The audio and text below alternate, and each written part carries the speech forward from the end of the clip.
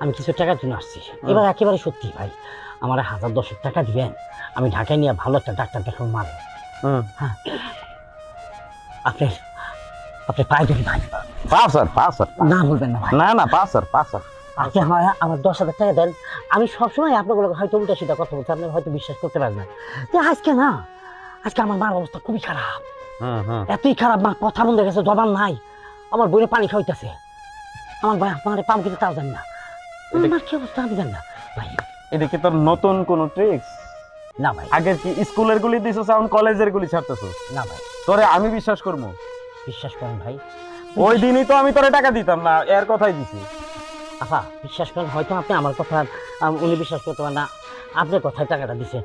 আপনি কি বলেন না, বিশ্বাস করেন, আপনি আমার বাড়িতে চলেন, আমার মায়ের দেখে আপনি টাকাটা দেন, তার প্রতি কোনো আফসোস নাই।